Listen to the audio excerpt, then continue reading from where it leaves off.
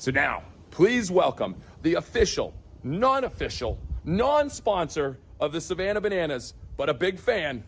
Please welcome John Fletcher. Well, thank you, my friend Jesse Cole, and welcome to 15 on Fridays with Fletch.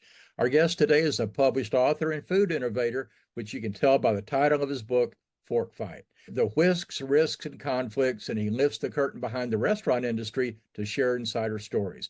Mark Brezinski is a co-founder and creator of restaurant concepts that have won Hot Concept and Concepts of Tomorrow awards, and he was named one of Nation's Restaurant News' most influential restaurant CEOs. The magazine named him the father of Dallas fast casual food scene, and we've all dined at many of his success stories, from Pei Wei and 10 Star to Velvet Taco and Eatzi's, and also many more. So let's talk right now with the fork fighter himself, Mark Brezinski. Mark, I'm grateful that our mutual friend Larry Levine was able to connect us. I know you're one busy guy. So yeah, tell us. Go ahead. I'm sorry.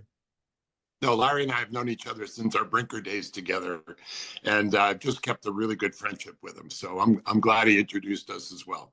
You bet. Well, so tell me, I understand that you taught yourself food skills in the kitchen while your parents worked late in the family pharmacy. So tell us about that. Yeah, I'm back in the day when women really didn't work. My mother worked. She was a pharmacist. My mother and father owned pharmacies. So we had 5 children. I was the youngest of the 5. I usually got the jobs nobody else wanted to do. And one of those was cooking or preparing lunches for everybody to take to school. So I just learned, kind of on the job. I had watched my mother, watched my father love to be in the kitchen, and as one thing led to another, I opened a refrigerator door and started learning how to put things together for everybody. Everything from pastas to sandwiches to even putting roasts in the oven when I was about 11, 12 years old. They trusted me. I guess we didn't have gas. I guess we had electric back then. So it was a little bit easier to learn. But that's where I really got started, John. Well, you've come a long way from that home kitchen to being named one of the top food influencers in America. So tell us about a few of your milestones. Yeah, I think, I've always been interested in the restaurant business. I've always worked in restaurants. My first job ever was flipping burgers. But really, I never got totally serious about it until I went to work with Brinker International.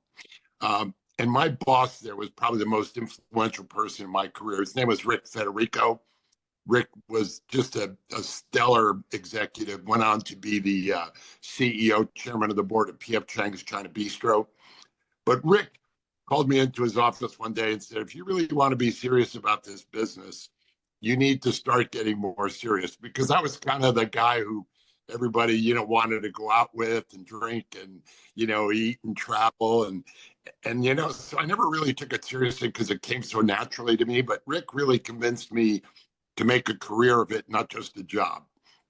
And from the moment that he encouraged me to have a business coach, right on through today, I viewed my career and my work completely differently than I did when I first started out.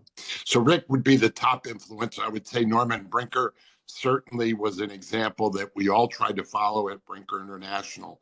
And so I've been blessed to be part of a group of people that really were pros. And I learned at their side, really, and just continue to do that and keep those lessons when I do the things that I do. So tell me about, you're called the father of Dallas's fast casual food scene. What was your favorite aspect of each of your brands, say Velvet Taco? Yeah, well, to me, it's all about the food, right? I mean, the full service restaurant business, you have to layer in hosts, bartenders, waiters, busboys. There's a lot of layers. When I would go open macaroni grills around the country, we'd have to hire 150 to 200 people. We'd travel with 22 trainers. And I just got tired. I just said, this is just a lot of work to get to the food part. So I decided to focus on the food. And the way you do that is you cut out a lot of these other layers. You go straight from the food to the person. And that's called fast casual. And my first attempt at it was a thing called 10 Star here in Dallas, which worked wildly well. the partnership didn't work wildly well, but the concept worked wildly well. So I ended up selling that. And one day, Paul Fleming, the PF of PF Chang's, had happened into Tin Star, loved it, got in touch with Rick Federico, who was by then the chairman of the board and CEO of PF Chang's. And Rick said, "Yeah, I know Mark. We can have a talk with him." And sure enough, one thing led to another. I flew out to Phoenix from Dallas, met with Paul and Rick, and came home and sold Tin Star to one of my partners. And the rest, as they say, is history. I helped create Pei Wei with the PF Chang's guys. It took off like a rocket, and it kind of opened the door to many other opportunities, like Velvet Taco, things like that. Well, and we ate at Pei Wei just, I guess, is one of our regular go-to places. We'll get it to go and bring it back home, but it's such a simple concept. I love to be able to watch the guys actually preparing the food. You've got it where they're not hidden back and back, but you can actually watch the show. A great point, because really one of the key elements to me of fast casual is that transparency. That hey, this is your food we're cooking. It's not coming pre-wrapped. It's not coming pre-cooked. We weren't Panda Express where everything sits in a steam table. Right. We felt as though part of the lure of going out to eat, people go out to eat for five reasons, right? Value, kind of entertainment or experience, convenience, quality of food, and hospitality. In a fast casual, you try to accommodate all of those. In full service, you can get away with a couple of them. But when you do fast casual, you have to provide an experience. There has to be some form of experiential element. And exhibition cooking with woks was definitely the part that everybody loved. Kids would walk by and their eyes would go wide and watch the flames and the smoke. So no doubt about it, we were really tuned into the fact that we were providing an experience as well as great quality cooked to order foods. Well, plus you get the aroma. I mean, you are engaged with. I mean, you hear the sizzle. The fire goes up, and I mean, it's just awesome. It's just fun to go to Pei Wei. So congratulations on that. Well, tell us a little bit more about the Velvet Taco. What made Velvet Taco different from other taco places? Another good question, because we studied, I did this with the front burner guys, the people that own Whiskey Cake, Mexican Sugar, the Ranch at Las Colinas. That's the group behind Velvet Taco originally. It's since been sold a couple of times, but the original team that really studied the taco market. And we just felt like there was enough taco joints that did traditional, Mexico City type tacos. We felt as though there was an opportunity to bring great foods simply using the tortilla as an envelope for great foods. You can call that a taco. We got dinged pretty bad from the traditionalists, as you can imagine, yeah. But we were going to put anything that tasted good inside a tortilla. The number one taco at Velvet Taco to this day in 55 plus units is the chicken tikka taco. Chicken tikka was born out of another concept I had done years before called Bengal Coast, an Indian restaurant, which unfortunately didn't work. But I knew that the tikka flavor was something that people would like if we could serve it to them in an envelope in a fashion that they could enjoy handheld. So we put the chicken tikka elements in a taco, and it blasted off. It still is the number one, accounted for, my friend tells me, 14% of all sales at Velvet Taco last year was that one taco. So it was taking a risk and saying, we're willing to put anything inside a tortilla that tastes good, and we'll call it a taco. And the word Velvet Taco was meant to elicit a sense of luxuriousness, right? Velvet's a very luxurious, fabric. So subliminally, we're saying, we're going to give you luxurious tacos. They're going to cost a little bit more, and they're not going to be your grandmother's, your Mexican grandmother's tacos. They're going to be something different. And the market responded very well. We all kinds of tacos that you would never consider putting in a tortilla shell that worked extremely well. Now tell us about who Yum Brands is and about the new concept that you have going with Yum Brands. Yeah, Yum has been a great client of mine for many years. I helped create Bond Shop and Super Chicks with them back in their early teens.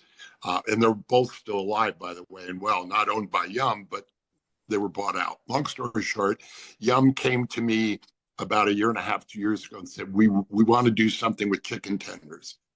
We want to be able to compete with the Raising Cane's and Chick-fil-A's of the world that KFC really wasn't competing with. So we created a chicken tender concept called Saucy, with the principle being like Velvet Taco, the principle being anything good inside a taco, with Saucy, any sauce that can pair well with chicken. So we created 15, 16, 17 sauces that were everything from traditional ranch and barbecue with our own spin on it to things like a spicy mango chutney, a chimichurri ranch. We did a teriyaki sauce that was very popular. We went anywhere where good flavors existed. And the way I explain it, John, and I've explained it to people, is when I do something like that, I put a picture of the world in my head. And I just start picking out different areas around the world and try to balance the flavors. So something from China, something from Japan, something from Thailand, something from India, something from South America, so that's the way I go about it. And Saucy is the result of us opening up the envelope, so to speak, to all these flavors of the world through the sauces, not through the chicken, because the chicken is original recipe chicken tenders. The sauces is what made Saucy different. Wow, that's so incredible.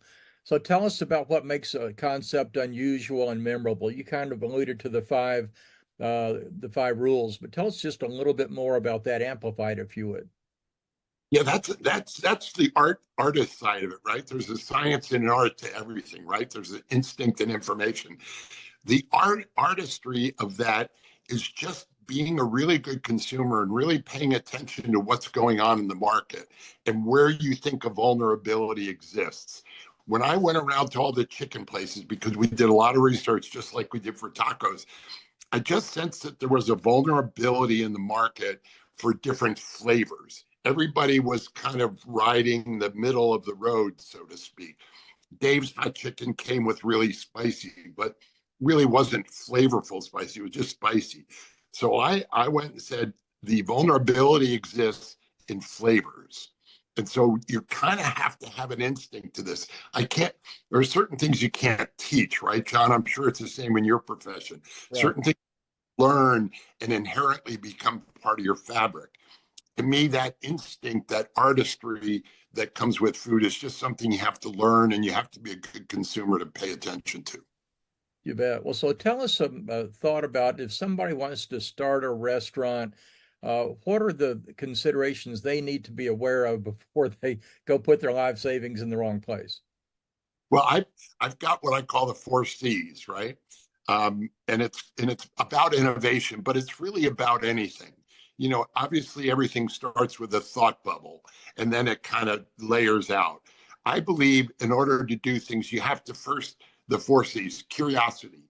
You have to be curious. You have to go out and be curious about what people are doing. You have to study it. You just can't have an idea and say, hey, I make a great lasagna at home.